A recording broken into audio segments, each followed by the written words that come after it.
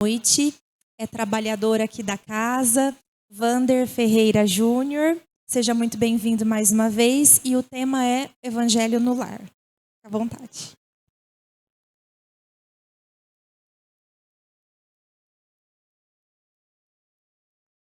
Boa noite. Para mim é uma alegria poder falar sobre o Espiritismo. Nasci num lar espírita, de uma mãe espírita, de uma parteira espírita. Então, é um aprendizado de uma vida toda, com exemplos dentro de casa. Mais do que o conhecimento da literatura, aquele exemplo do dia a dia que o lar nos oferece, dos pais que estão imbuídos da boa educação evangélica. E aí eu tive esse privilégio nessa vida de ter tido, de ser acolhido por uma família espírita, né? E também preciso agradecer a essa casa espírita, esse centro espírita. Eu prefiro a palavra centro do que a palavra casa, porque eu acho que está mais em acordo com os princípios doutrinários, e de me acolher para o trabalho. Me ofereceram oportunidade de trabalho no bem e me acolhem caritosamente para que eu possa poder trabalhar aqui com esse grupo de trabalhadores do bem. Então eu agradeço a oportunidade sempre de me oferecerem essa oportunidade. Hoje nós vamos falar sobre o Evangelho no Lar. O Evangelho no Lar, eu tenho falado em outros dias aqui também. Eu acho que a terça-feira é o único dia que eu ainda não havia falado sobre esse tema. Então, hoje nós vamos entender um pouquinho mais sobre essa questão do Evangelho no Lar. Nós que falamos sobre a doutrina espírita, nós somos assim como semeadores. A gente semeia a doutrina, a gente semeia o conhecimento doutrinário. Eu ficaria extremamente feliz, nós que falamos sobre a doutrina, ficamos imensamente felizes, se um coração acolher essa semente e permitir, com esse acolhimento, que ela germine, que ela floresça e frutifique. Frutificar a doutrina espírita não é falar sobre a doutrina espírita. Frutificar a doutrina espírita é exercer os princípios doutrinários no nosso cotidiano, na nossa vida cotidiana, na nossa maneira de ser, de pensar, de agir, de sentir, de conversar, de ouvir e de ver o mundo. É assim que nós somos espíritas. Nós não precisamos ser batizados, nós não precisamos ter um templo, de uma arquitetura, por isso que eu prefiro a expressão centro no lugar de casa. Porque está na Bíblia que nós somos o templo de Deus, e é isso que a doutrina espírita prega, que nós somos o templo de Deus, que Deus habita em nós, e é esse Deus que vive em nós que nós temos que reverenciar. Então, ser espírita é praticar, é exercer os princípios doutrinários na nossa vida cotidiana. Isso sim é ser espírita. Então, ao falarmos sobre a prática do Evangelho no Lar, nós estamos falando de uma prática espírita. O espiritismo, como ele não é religião, não tem dogmas, não tem sacerdotes, não tem hierarquia clerical, não tem templos. Então, dessa maneira, a gente não tem esses sacramentos ou esses dogmas que as religiosidades humanas comumente têm. Então, nós temos práticas, exercícios que fazemos com base no Evangelho do Cristo. Tem pessoas que imaginam até que dentro do Espiritismo não está presente Jesus e o seu Evangelho. Pelo contrário, o Espiritismo todo é construído a partir do Evangelho de Jesus. Então, quando falamos do Evangelho no Lar, nós estamos falando de uma prática espírita, que é a oportunidade que nós temos de reviver os ensinamentos de Jesus, de reviver o Cristo dentro de casa com a nossa família. Mas a gente fala muito da prática do Evangelho no Lar mas às vezes a gente não sabe o que é evangelho, não é?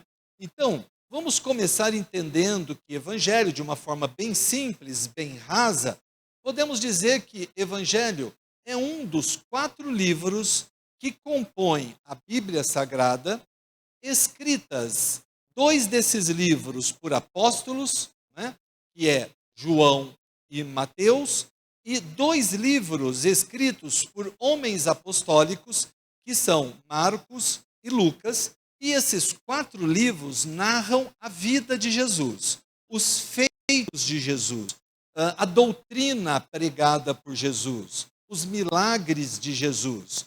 Os evangelhos, então, narram, registram para a posteridade a vida de Jesus. São 4 livros que nós conhecemos, que estão compondo a Bíblia Sagrada.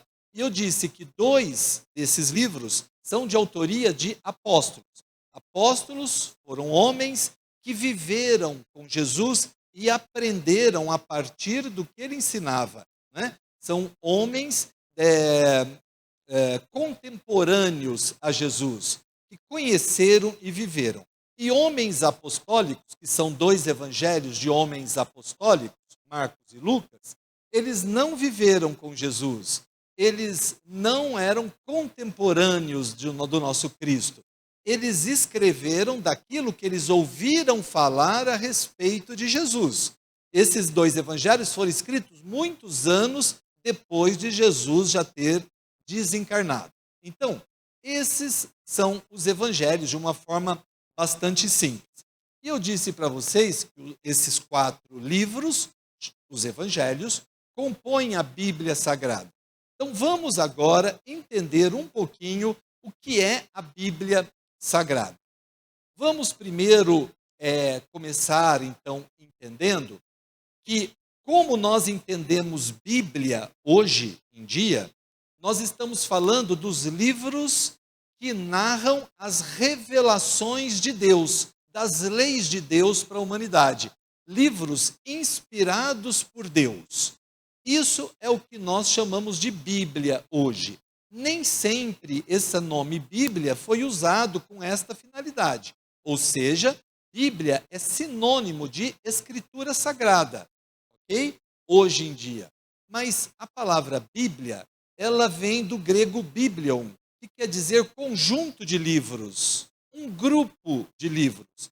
Biblion é uma palavra plural, portanto. Bíblia não é uma palavra singular. Bíblia vem de biblion, que é um conjunto de livros. Portanto, a Bíblia Sagrada, ela é um conjunto de vários livros diferentes.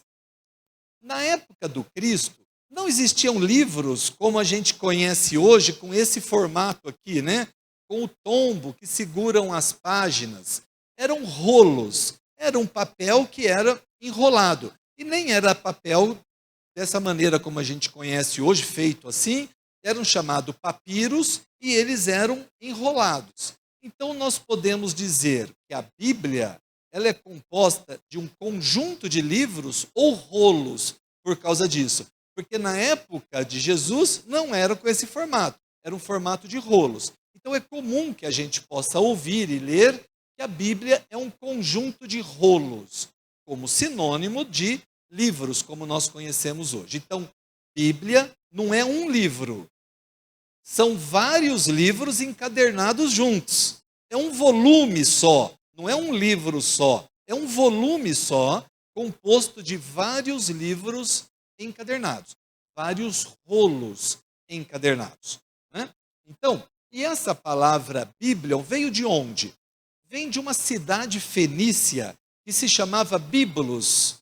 E essa cidade fenícia era famosa na época por produzir e exportar papiros de grande qualidade, rolos de grande qualidade, né? Para que as pessoas pudessem escrever, registrar nesses papéis. Não existia a imprensa ainda, claro. Esses registros eram feitos à mão. Então, Bíbulos era um nome, se não me engano, hoje, Bíbulos equivale à cidade de Jubail. Então, é o nome atual da cidade. E na Fenícia Antiga chamava Bíbulos e ela era famosa no mundo antigo por produzir papiros e exportar papiros de qualidade. Então, virou no mundo, no mercado, no comércio da época, que bíbulos virou sinônimo de papiros, e papiro sinônimo de bíbulos, ou seja, porque o melhor papiros, o mais comercial, o mais famoso era fabricado em bíbulos, então o papiros passou a se chamar bíbulos, né? Então, daí é que vem a origem dessa palavra. E no século IV depois de Cristo, quase 400 anos depois que Cristo havia desencarnado, passado aqui na Terra, não é? É que um estudioso das Escrituras Sagradas começou a chamar o conjunto das Escrituras Sagradas de Biblion, de Bíblia. Até o século IV, até 365 anos depois de Cristo, não existia a aplicação da palavra Bíblia para o conjunto de livros que registram as leis de Deus. Como eles eram chamados? Eram chamados Escrituras Sagradas, era chamado Palavra de Deus, mas não era chamado de Bíblia. Essa palavra Bíblia começou a ser usada em 365 depois de Cristo, né? Então, até antes de Cristo, nós tínhamos também os papiros e os registros das palavras de Deus, das revelações divinas, pelos profetas anteriores a Jesus. Esses livros que registram as leis de Deus anteriores a Jesus começaram a ser escritos mais ou menos em 1500 antes de Cristo. E foram escritos até um pouco antes do nosso Cristo renascer entre nós, né?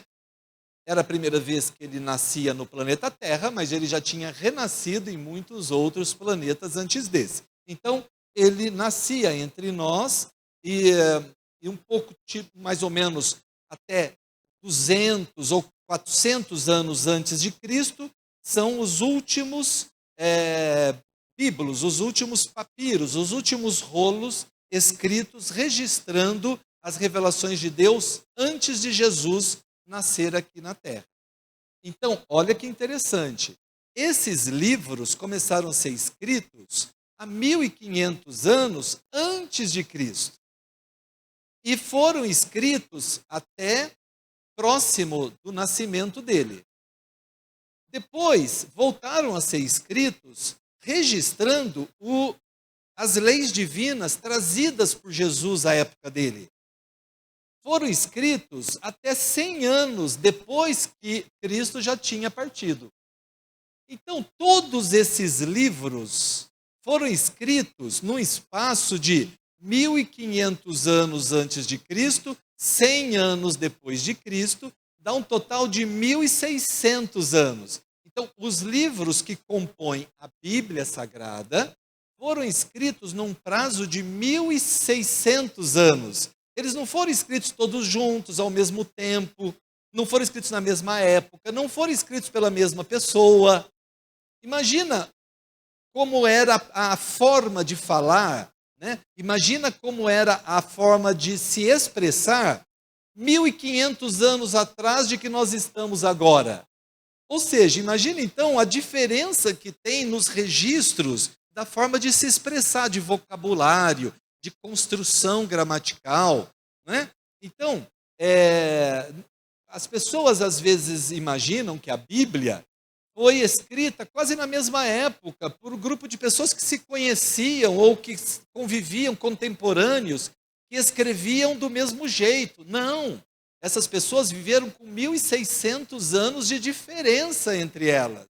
Então elas tinham formas muito diferentes de se expressar para registrar as leis de Deus. Então, por exemplo, a Gênesis, né, que é um livro sagrado, que é o primeiro livro, que nem se chamava Gênesis, né, chamava No Princípio, porque naquela época os livros não tinham nome. Eles pegavam a primeira palavra do livro para usar para se referir ao livro. Então, como a primeira palavra da Gênesis é No Princípio, então todo mundo conhecia como No Princípio. Era o nome original da Gênesis, que era Reishit, e aí em hebraico. E depois a gente trocou o nome, quando a gente começou a mexer na Bíblia, e colocou nome, dividiu em versículos e capítulos, tudo isso foi a gente que fez depois de que o Cristo já tinha morrido. Então, lá a Gênesis, no princípio, a Bereshit, né, ela é, na verdade, um grande poema. Ela é construída, escrita na forma de poema. Ela tem métrica da literatura expressa na forma de poema. Ela tem rima. Então, imagina traduzir algo que é extremamente poético, escrito há tantos milhares de anos atrás, para a língua portuguesa de hoje, por exemplo. A dificuldade que é e as barbaridades que a gente comete com o conteúdo desse livro, por exemplo. Né? A Gênesis é um grande ode a Deus, né? Uma ode a Deus, é uma louvação a Deus. A Gênesis não é um livro científico. Tem gente que lê a Gênesis achando que aquilo é um registro científico da geração do mundo e do que tem no mundo. Não é um livro científico. Aquilo é um poema, um ode a Deus, falando da grandiosidade de Deus, né? Da inteligência de Deus. Mas não é um livro científico. É um livro poético, cheio de metáforas. Né? Ele coloca figuras de linguagem. Então você não pode interpretar ao pé da letra, porque ele não está escrito ao pé da letra.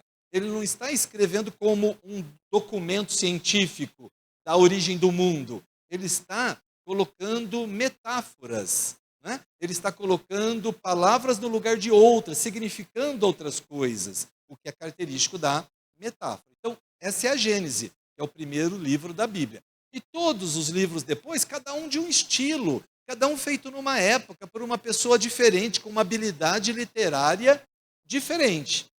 E aí, então, esses livros todos ficavam soltos, né? Espalhados.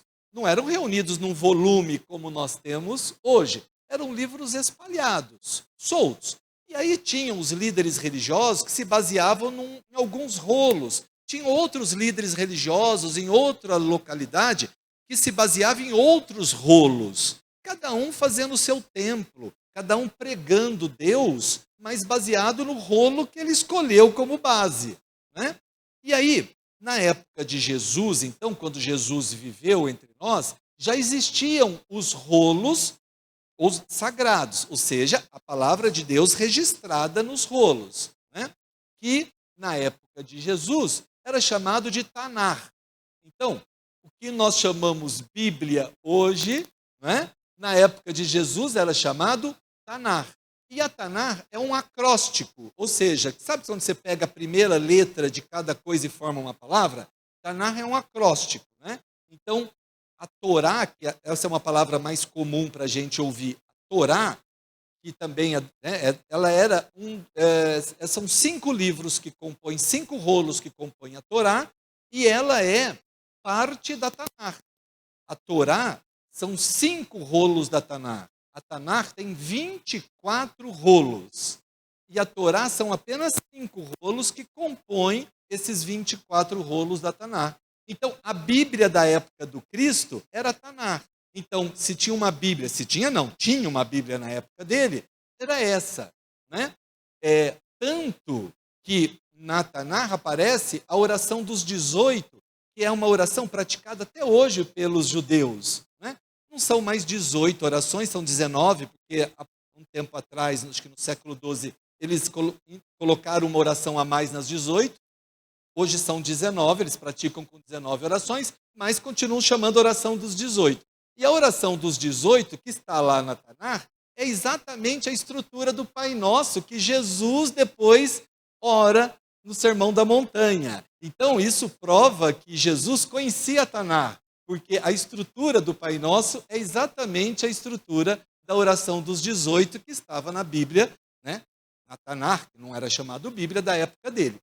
Então, na época de Jesus, se chamavam de lei. O conteúdo de Deus, as revelações divinas, eram chamados de lei. Por isso que a Bíblia está cheia de doutores da lei. Né?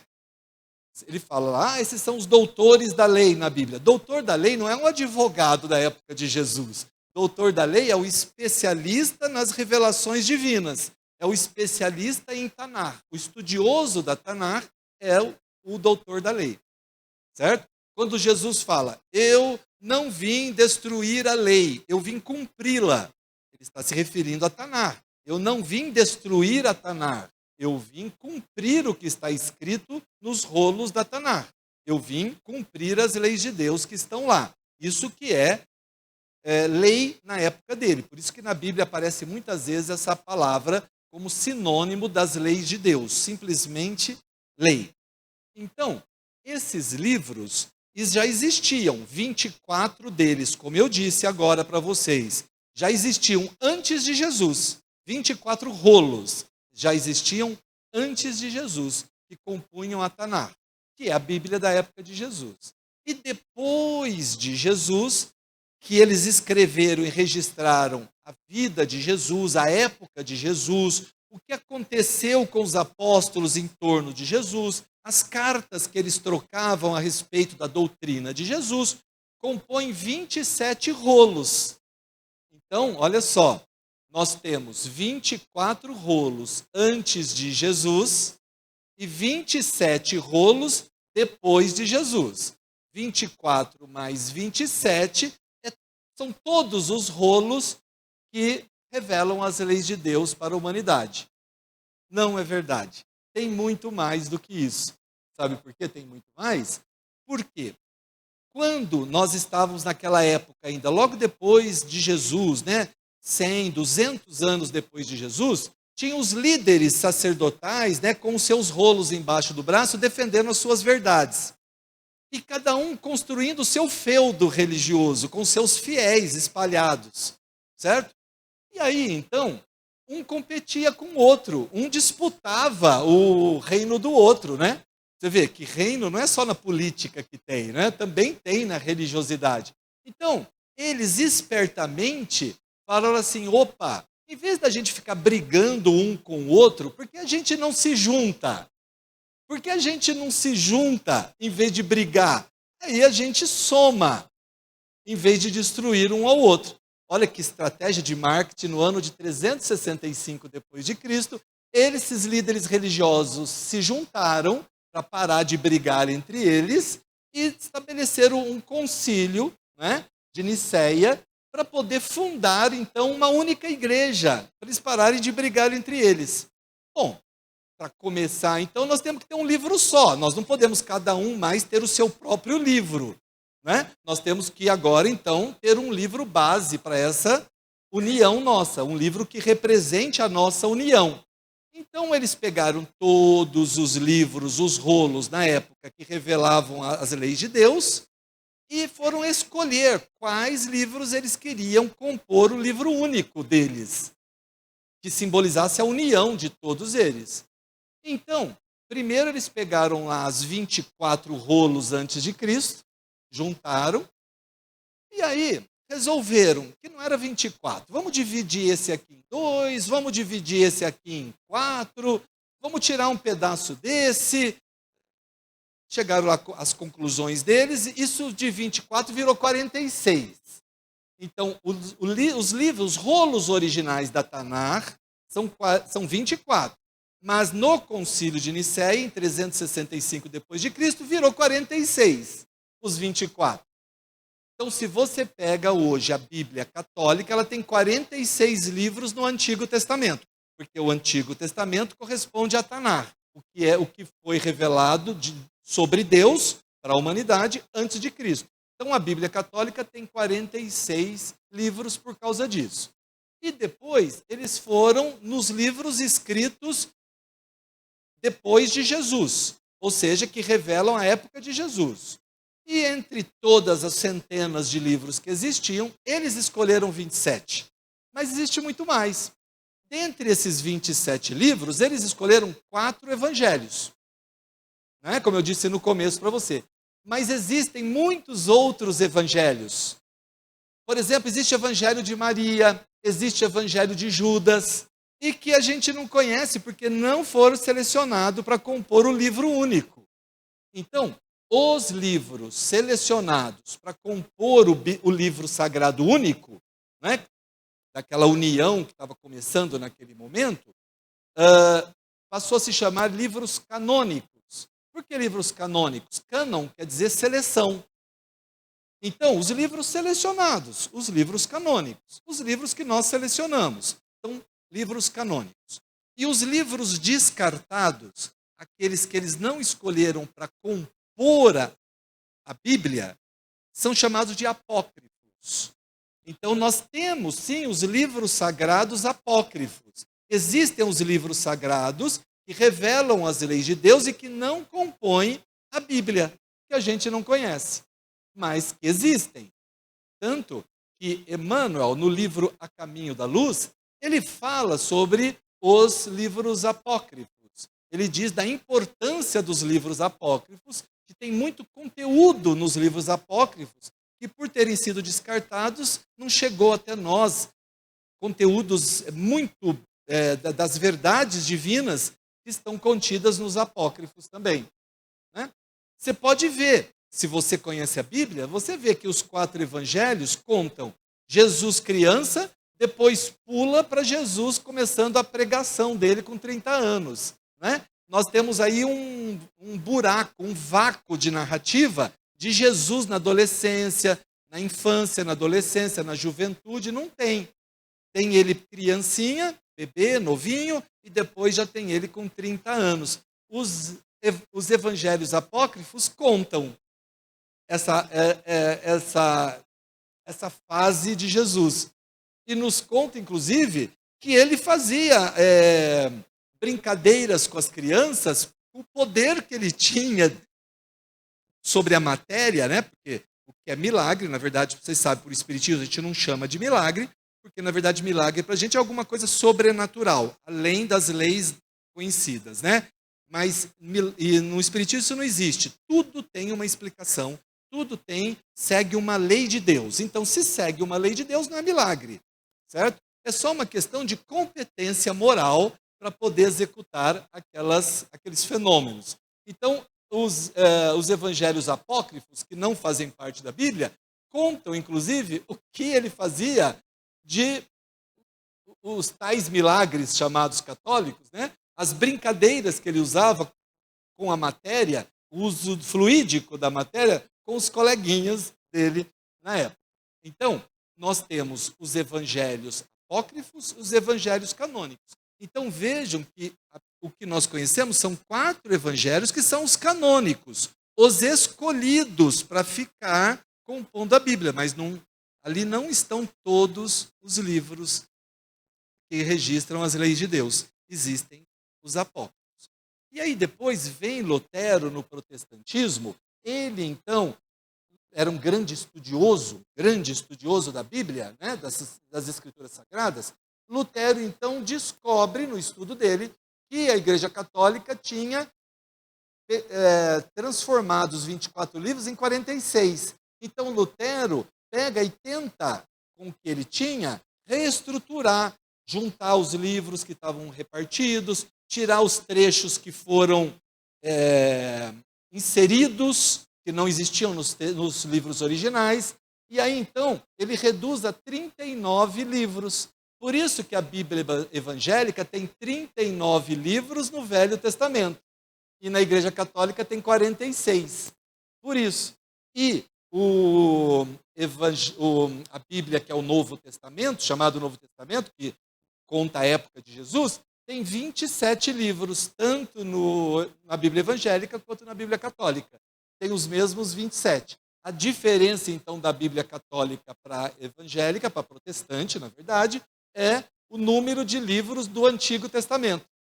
Porque Lutero reduziu, tirou os inserts que foram feitos e juntou de novo, colou os livros que foram separados. Então, por isso, diminuiu para 39. Então, a Bíblia tal qual nós conhecemos, agora nós podemos voltar lá no início da nossa conversa. A Bíblia, tal qual nós conhecemos, é um conjunto de livros, num volume só. São vários livros. Eles registram em 46 livros, se for católica a Bíblia, ou em 39, se for evangélica, as revelações de Deus para a humanidade nos períodos anteriores a Jesus. Isso nós chamamos de Antigo Testamento. E tem mais 27 livros que registram as revelações de Deus para a humanidade na época de Jesus. Mas não são todos os livros sagrados que estão na Bíblia. Existem muitos que não fazem parte da Bíblia, que são os livros apócrifos. Certo? E desses, então, 4 evangelhos foram selecionados dentre os 27. Mas existem mais evangelhos. O que nós conhecemos são os 4 que estão na Bíblia. E Bíblia, então, é um conjunto de livros que registram as leis divinas para a humanidade. Está claro até aí? Agora a gente pode continuar a partir daí. Então vamos só reforçar então, que evangelho, a palavra evangelho, ela quer dizer boa nova. Isso que quer dizer evangelho. É a novidade boa, né? É a boa nova trazida por Jesus. Isso que quer dizer a palavra evangelho. A boa nova trazida, revelada por Jesus. Então, os evangelhos relatam a vida de Jesus, a sua doutrina, os seus feitos, né? Os seus milagres, chamados milagres pela igreja, a ressurreição, como também é chamada pela igreja, né? E essas palavras também foram mexidas do texto original, porque, na verdade, os hebreus não usavam a palavra ressurreição, usavam reencarnação no texto original, porque reencarnar era uma nova vida num corpo novo, é uma nova oportunidade de vida terrena para um espírito velho num corpo novo. Ressurreição é uma nova oportunidade de vida terrena para o espírito velho no corpo velho. Ele volta para o corpo em que ele já usou. Isso é ressurreição. E a reencarnação é voltar para um novo corpo físico. Então, os hebreus usavam reencarnação nos textos originais, porque eles tinham conhecimento disso, assim como os egípcios tinham, assim como os povos hindus tinham, né? Porque todos eles eram espíritos exilados do planeta de Capela. Planeta de Capela não existe. De um planeta da estrela Capela, é um sistema solar Capela, né, que tem vários planetas, e eles foram exilados de um planeta do sistema solar, do sistema estelar de Capela. Tinham muito conhecimento, tinham conhecimento da reencarnação, do Deus único, de tudo isso, mas eram muito orgulhosos, muito vaidosos, não podiam continuar lá naquele planeta que estava evoluindo e precisava ter um desenvolvimento moral compatível com aquele estágio do planeta. E muitos dos espíritos não tinham condição, não tinham atingido esse estágio moral, mas tinham atingido o estágio intelectual. Então eles foram exilados para a Terra, um planeta ainda primitivo, para que com o conhecimento deles eles ajudassem os espíritos recém-saídos do berço divino, que estavam iniciando a sua jornada evolutiva na Terra. Então aí eles chegaram no Monte Pamir, ali onde é o Irã, Iraque, e aí eles migraram para o Egito, migraram para a Índia. Então são todos povos originários de Capela que tinham conhecimento pleno da reencarnação, da vida após a morte, de um Deus único. Então os hebreus tinham conhecimento do Deus único, tinham conhecimento da reencarnação, só que depois, quando eles foram se juntar nessa estratégia de marketing, eles mudaram o significado dessas palavras no texto original, né?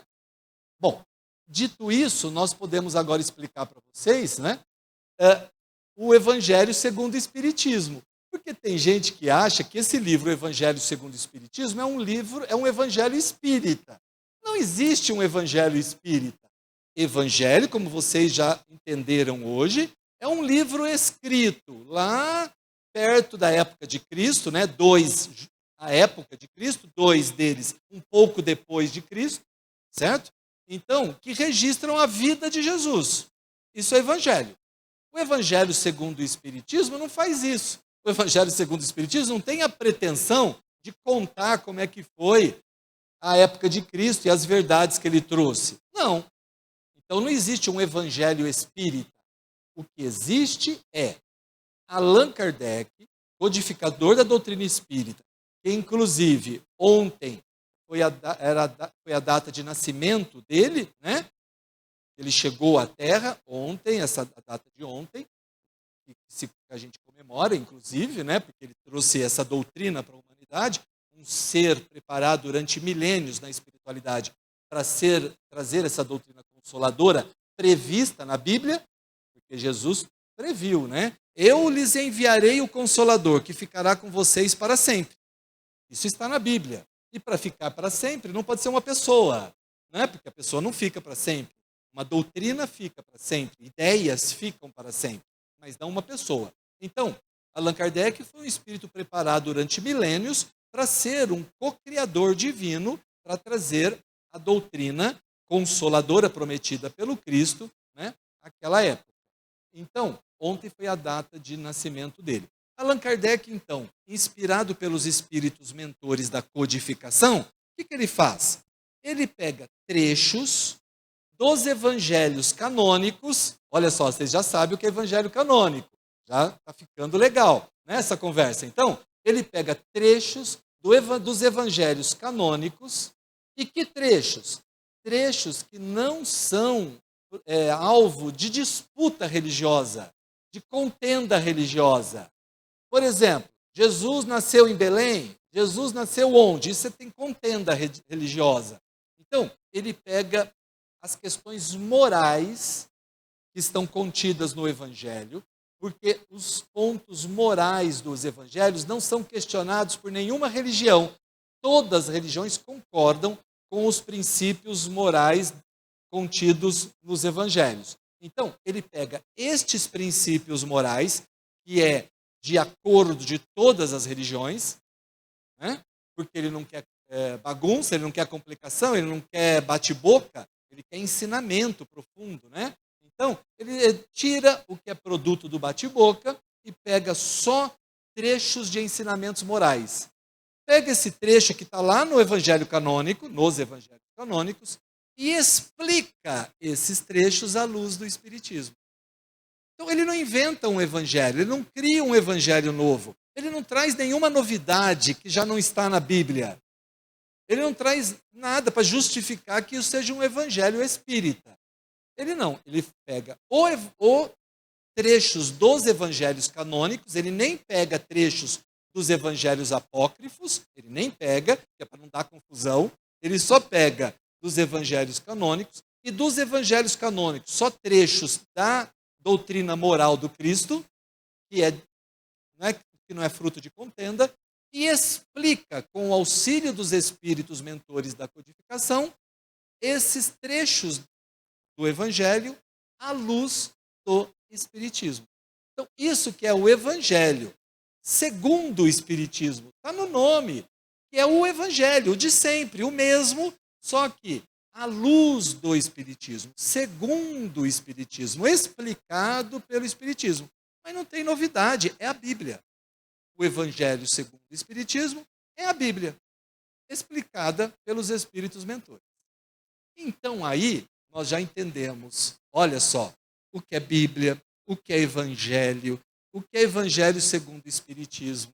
Agora nós podemos, para encerrar, entender como que a gente traz o Cristo que viveu há 2000 anos atrás para dentro de casa, para viver junto conosco, reviver o Cristo, ou seja, ampliar a vida útil da doutrina dele, reviver e reavivar a doutrina. Então tem uma prática espírita chamada Evangelho no Lar. Evangelho no Lar, e aqui eu preciso fazer um parênteses, porque talvez vocês possam, às vezes, confundir. Por que alguns falam culto do Evangelho no Lar, outros falam Evangelho no Lar? Vamos entender isso aí. Assim como religiosidades católica e evangélica são feitas por homens, né? O catolicismo é feito por homens que interpretam as leis de Deus. O protestantismo é feito por homens que interpretam as leis de Deus. O espiritismo também tem os homens que interpretam as leis de Deus. E a gente chama de movimento espírita. movimento espírita é a interpretação dos homens para os princípios doutrinários. Isso é um movimento espírita. Homens interpretando Kardec, os princípios doutrinários.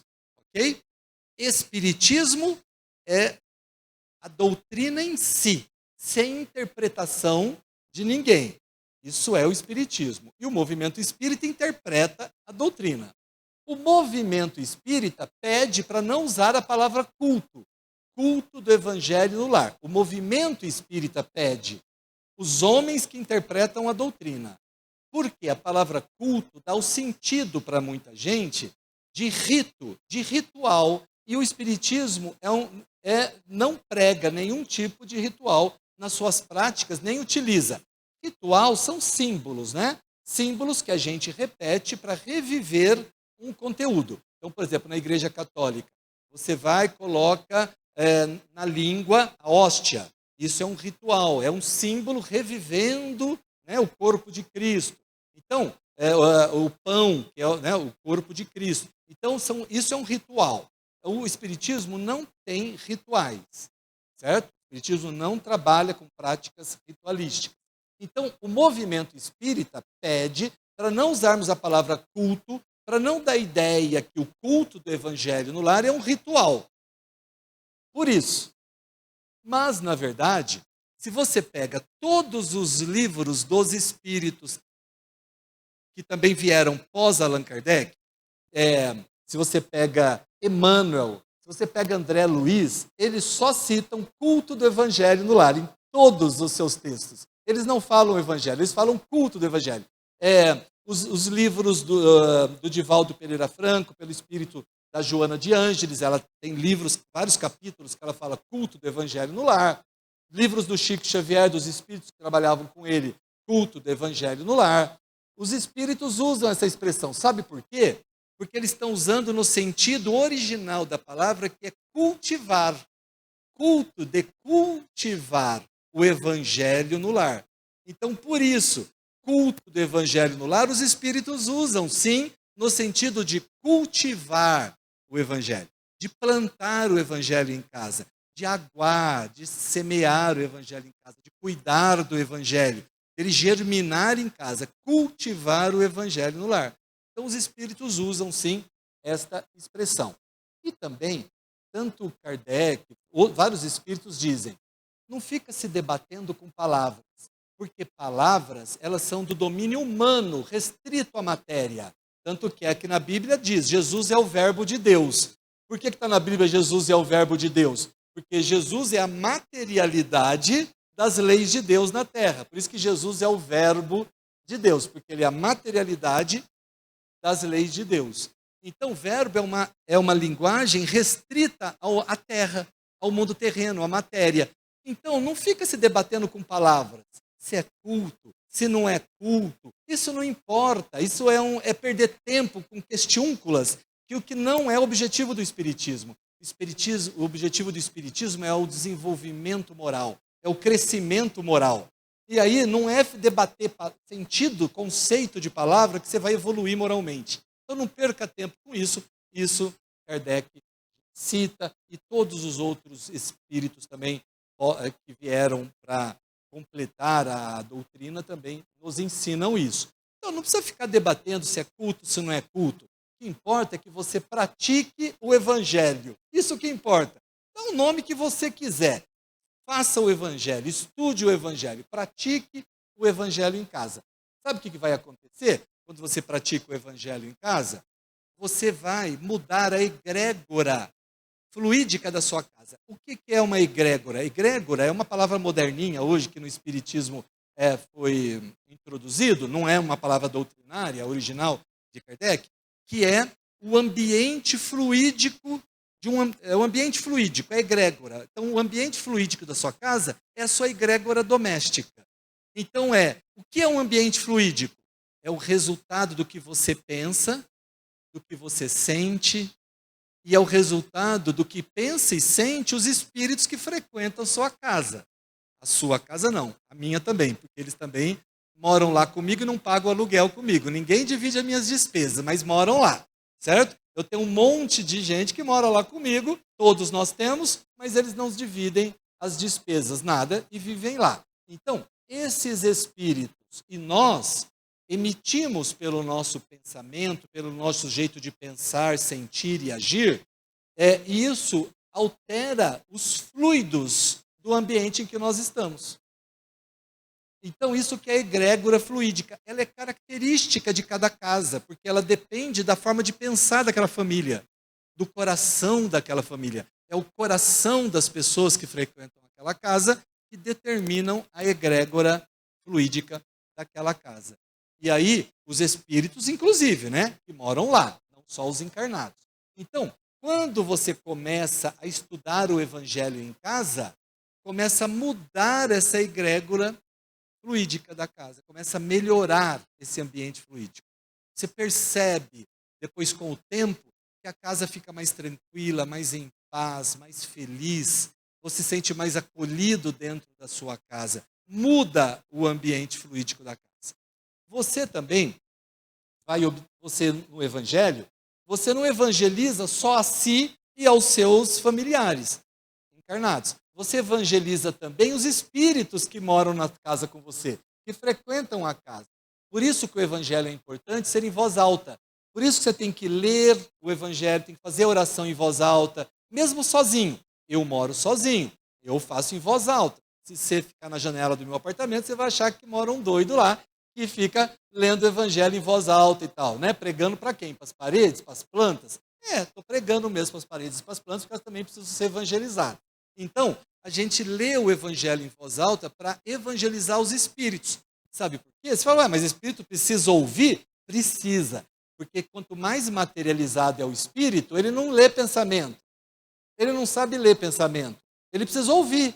Então você precisa falar para ele. Quanto mais materializado ele precisa ouvir você produzir o som daquelas palavras.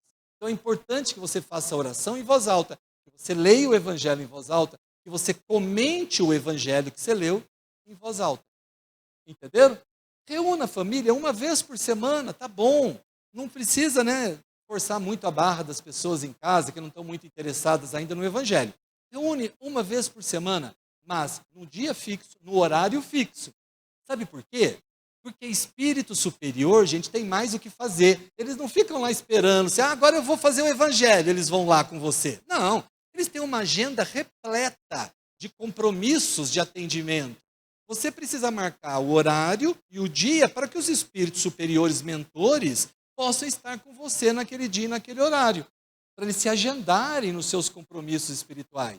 Você não pode resolver fazer, vou fazer o Evangelho agora porque o capítulo da novela está chato, então vou fazer o Evangelho. Não, você tem que fazer naquele dia, independente se a novela é o último capítulo e está interessante, você marcou às 8, tem que fazer às 8 o seu Evangelho, porque os espíritos vão lá.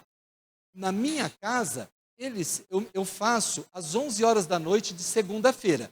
Por quê? Porque eu sei que 11 horas da noite na segunda eu estou em casa, todos os dias, toda segunda naquele horário. Porque eu faço palestra quase toda noite, ando pelos centros, tenho compromisso de trabalho. Eu sei que 11 horas eu estou em casa, eu não vou falhar com esse compromisso. Então eu faço às 11. Sabe por quê? Porque espírito não dorme, viu? Só a gente que dorme. Espírito trabalha 24 horas. É o corpo físico que precisa dormir e descansar. Espírito não precisa dormir e descansar. Ele precisa ter um dia de folga por causa da mente dele, trabalho intelectual, mas não dormir, repousar o corpo físico. Então, você pode marcar, se você levanta às 5 da manhã e aí está lá fazendo café, não sabe o que fazer até a família acordar, quem sabe você marca o teu Evangelho às 5 da manhã, está tudo ótimo, eles estarão lá com você. Então, o meu é às 11 da noite, quando é 9 horas, eles chegam na minha casa. Não chegam em cima da hora, atropelado, que nem a gente, marcou às 11 que a gente está tomando providência para fazer o Evangelho. Não. Na minha casa, eles chegam às 9, por volta das 9. Muda o ambiente todinho da minha casa a partir das 9. Muda tudo.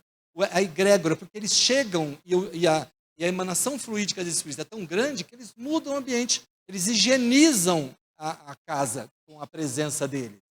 Então, você faz o Evangelho num dia fixo, no horário físico, fixo, junta a família, coloca água para fluidificar durante a oração, faz uma oração inicial. Vocês já aprenderam, com certeza, a fazer uma oração.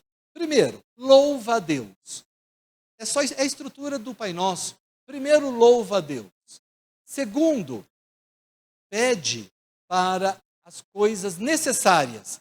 O Pai Nosso só pede o pão nosso de cada dia. Não pede carro novo, não pede emprego, não pede casa maior, não pede nada. Ele pede o pão nosso de cada dia. Ele pede só o necessário.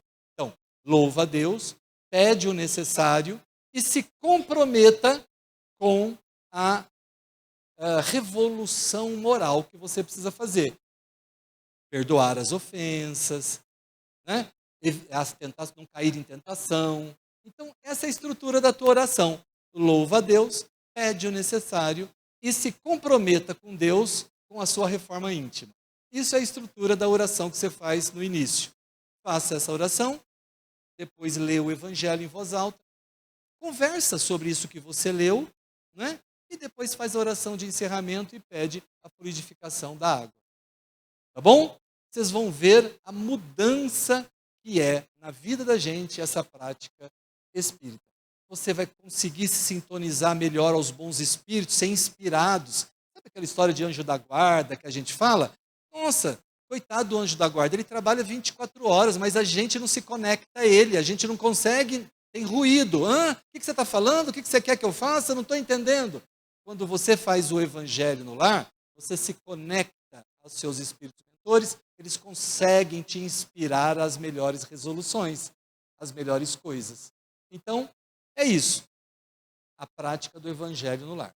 Eu espero que vocês possam exercer isso a partir de agora, criem coragem, determinação, porque precisa, porque deixar o último capítulo da novela para orar não é fácil não, precisa de muita determinação, né? Assistir a minissérie e tudo mais, deixar de ir no churrasquinho para poder, porque é o dia da oração e horário, precisa de muita determinação, eu sei, mas a gente consegue se a gente quiser, tá bom?